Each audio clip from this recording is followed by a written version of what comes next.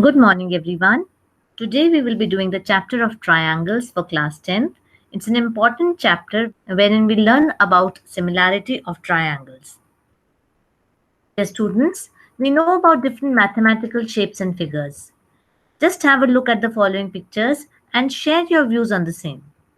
Just see here, you can see the two butterflies. Now, are they looking similar to each other? Yes, they are quite similar, just that their size is different. This butterfly is a reduced version of this one. See here now, here also, this is just an enlarged version of this figure. Similarly, this pine tree, if you see, if I just enlarge this image, then I'll be getting this one. So exactly same way, these ovals, if I see, then these ovals are reduced images. These two are the reduced images of the bigger ones. So my dear children, we have observed that the similarity is there, but they are not exactly same. Now these exactly same figures, if you remember, are called the congruent figures. You all know about the congruent triangles. Now we'll be doing in this chapter the similar triangles. Let us first study the difference between similarity and congruency.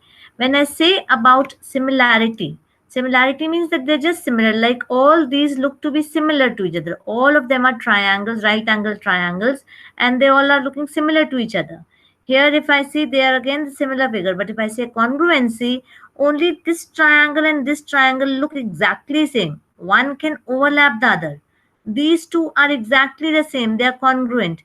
If I take these two shapes are congruent to each other. They will completely overlap each other. So whenever I say the word congruency, it means exactly same. There is no difference in the size or in the angles or in the shape. Everything same. See the difference between congruency and similarity? Two congruent figures have exactly same dimensions. Two similar figures may or may not have the same dimensions. They can be superimposed each other, the congruent figures, but similar figures cannot be superimposed. Remember, very important thing, all congruent figures are similar, but all similar figures are not congruent. This difference is very important for you to understand between congruency and similarity. For example, if you take all equilateral triangles, are they congruent? If I take an equilateral triangle of side 3 centimeters or of 5 centimeters, are they both congruent to each other? No, they're not congruent, but yes, they are similar to each other. So this is the reason why we do not have AAA congruency, but we have AAA similarity. We will be doing these in detail. Just remember a few points. Two polygons of the same number of sides are similar if, firstly, the corresponding angles are equal. Equal, and this and plays a very important role here, and their sides are in the same ratio or in the proportion. So two things are required to hold the polygons similar. First, that the angles must be equal. So if I take a square and a rectangle, they need not be similar to each other, though their angles are both same, but their sides have to be also in the same proportion. Let us take up exercise 6.1. These are few fill in the blanks. All circles are congruent or similar. If I take a circle of 3 centimeters and a circle of 4 centimeters, are they congruent? No, they're not congruent. They are similar. All squares are similar or congruent? Yes, they are similar. You're correct. All dashed triangles are similar. All equilateral triangles are similar. Two polygons of the same number of sides are similar if their corresponding angles are equal and their corresponding sides are proportional.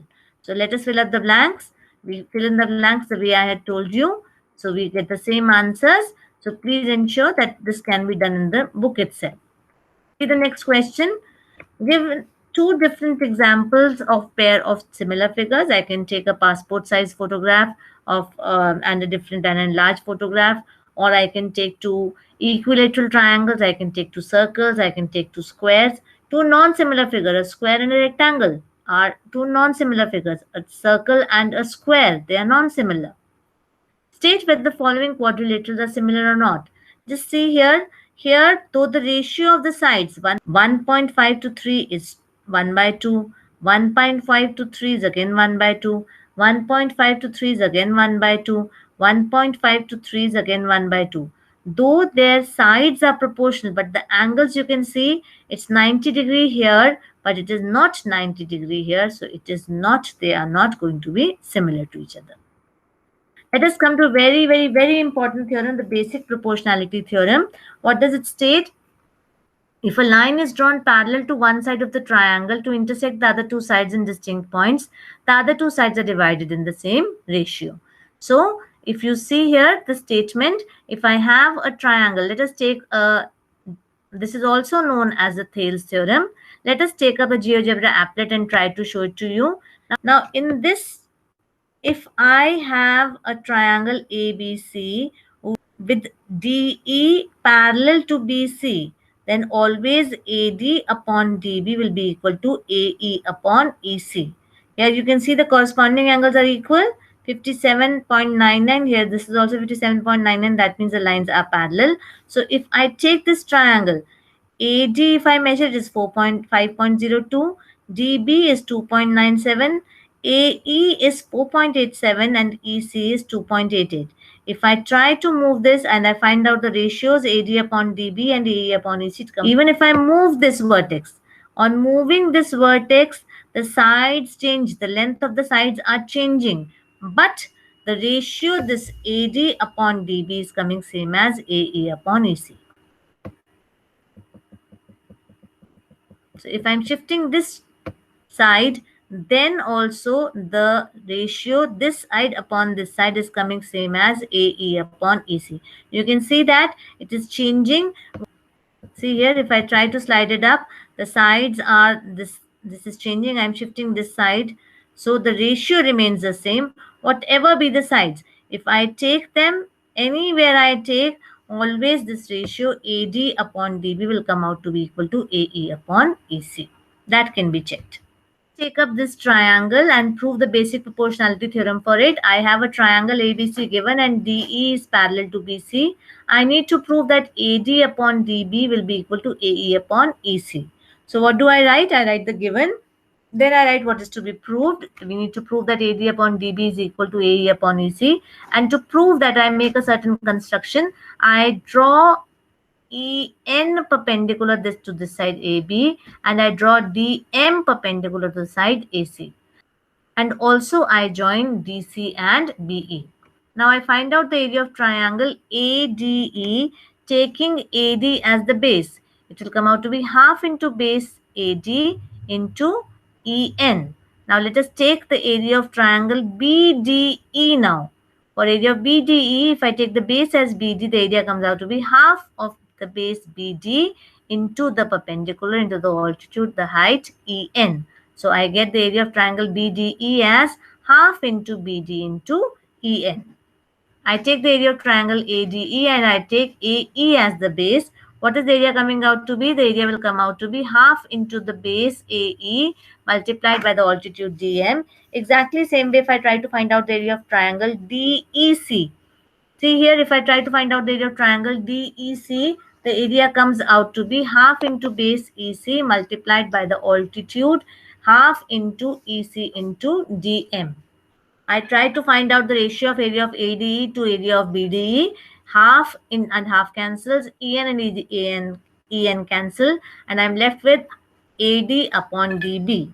Exactly same way, if I find out the ratio of ADE to DEC, DM and DM cancels, half and half cancels, and I'm left with AE upon EC.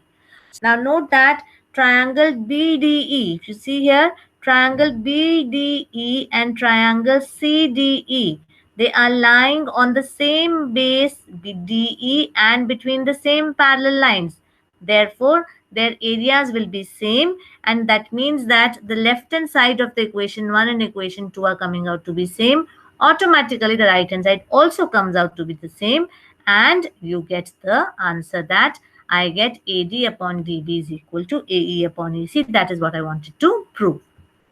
So, hence, my dear children, this is the proof of the basic proportionality theorem. Very, very important for the point of view of the examination. The board exam, this is one of the sure shot, where one of the questions which is generally asked in your exams. The MATLAB activity video, the link is given to you. You can just see this and you'll be able to understand the activity. How do we prove the basic proportionality theorem by the cutting and pasting method also. Let us come to the converse of BPT. If a line divides any two sides of the triangle, what was BPT? BPT was that a line drawn parallel to one side of the triangle to intersect the other two sides at two distinct points but divides the two sides in the same ratio. Now the converse will what will be that if I draw a line such that it is dividing the two sides in the same ratio, then this line will be parallel to the third side. So this is the converse of BPT. I hope you have understood this. Please watch the video again in case you have not followed. Thank you so much.